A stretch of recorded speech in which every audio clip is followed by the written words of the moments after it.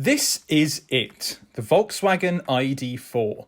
It's the second product to launch under the company's new all-electric ID banner, and it could very well be just as important as the company's first mass-produced EV, the ID.3. While the ID.3 is positioned as an all-electric evolution of the iconic Golf, the ID.4 will be setting its sights on the hugely popular SUV market by offering zero-emission driving at a price that's considerably cheaper than the likes of the Audi e-Tron and the Jaguar I-Pace. But there's already a cheap electric SUV on the horizon that'll likely fly out of showrooms, and it's the new Tesla Model Y. So has VW done enough to tempt buyers away from the Model Y? Well, let's find out with 5 things you need to know about the ID.4. Before we jump into the list, don't forget to hit the like button and, hey, why not subscribe for even more awesome videos? The ID.4 is a very good looking thing indeed. It blends conventional SUV proportions with a sloping rear roofline, and there's a nice mix of sharp edges and curved surfaces. It looks completely different to anything else in VW's range, although the front end does incorporate a similar LED headlight design as the ID.3. Remarkably though, it's not actually that big. It's built on VW's MEB production platform, which currently underpins the ID.3 as well as the Skoda Enyaq and the upcoming Audi Q4 e-Tron, and it sits roughly between the VW T-Roc and Tiguan in terms of size. You'll also get a set of 20-inch wheels as standard on first edition cars, which will be the only model available at launch, bear that in mind for later, but you can upgrade to a set of 21s if you're looking to show off. Step inside the ID.4 and you'll find a cabin that's pretty much identical to that of the ID.3, and that's by no means a bad thing. It's wonderfully minimalist, with the center console being completely devoid of buttons and dials. So you may be wondering, where's the drive selector? Well, like the ID.3, it's located on a stalk behind the steering wheel, which is reminiscent of automatic cars from the 1950s, 60s and 70s. In keeping with VW's move away from physical buttons, most of the car's controls are accessed through a 10-inch touchscreen in the center of the dashboard. However, you can upgrade to a bigger 12-inch panel by opting for one of the higher trim levels.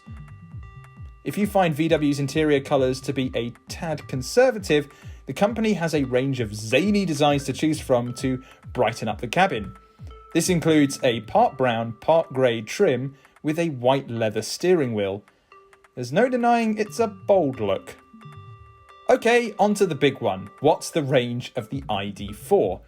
At launch, the electric SUV will come with a 77 kWh lithium-ion battery pack that boasts a range of 323 miles on a single charge, as rated under WLTP. Just to put that into context, the long-range version of the Tesla Model Y boasts a range of 314 miles, again under WLTP. Yes, the ID.4 is technically the winner on paper, but given the amount of variables in calculating battery life, the Model Y and ID.4 are pretty much neck and neck in terms of range.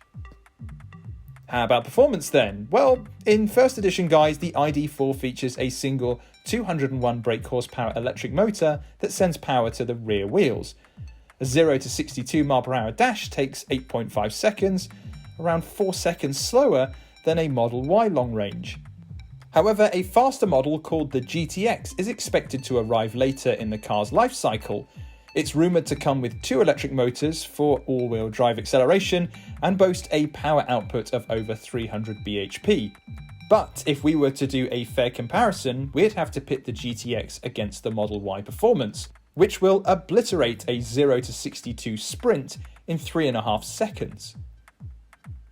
Of course, one of the big benefits of going for an ID.4 over an ID.3 is the extra boot space that comes with an SUV. With the rear seats in place, the ID.4 has a luggage capacity of 543 litres. That's a nice jump over the ID.3's capacity of 385 litres, and it's also bigger than VW's Golf-sized crossover, the T-Roc. Folding down the rear seats will open up even more space, 1,575 litres to be precise. Where the ID.4 loses out to the Model Y is seating capacity. The ID.4 can carry up to 5 people, but the Model Y is capable of carrying 7 people. Sure, those in the third row won't have a lot of legroom, but you could say the same thing for pretty much all 7-seat SUVs. Pricing hasn't been announced for the UK just yet, but in Germany the ID.4 will cost €49,950, which is about £45,600. While that may seem a lot, again it's worth bearing in mind that the ID.4 will arrive in first edition form at launch, which usually means a higher spec and the biggest battery option available. Cheaper options will be available in the future, albeit with shorter ranges. Orders are expected to open later this year, but in the meantime you can head over to yesauto.com for all the latest car news and reviews.